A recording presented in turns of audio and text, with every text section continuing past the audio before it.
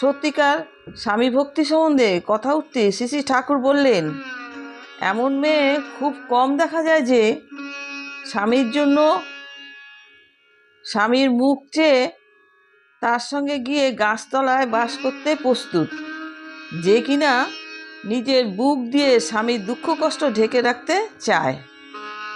তেমন মেয়ে যদি কেউ থাকে, এ দেশের নয়, স্বর্গ নাকি বলে, সে রাজ্যের মানুষ সে। কারখানায় সুধীরদাকে শ্রী শ্রী ঠাকুর বিশেষ একটা কাজের ভার দিয়েছিলেন। সুধীরদাও নিরন্তর সেই কাজে লেগে আছেন।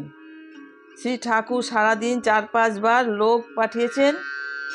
বিকেলে নিজে এসে কাজের কাছে বসলেন, মাঝে মাঝে উৎসাহসূচক কথা বলছেন। জয় গুরু। আপনারা সকলে সুস্থ থাকুন, ভালো থাকুন, আনন্দে থাকুন। বন্দে পুরুষোত্তম।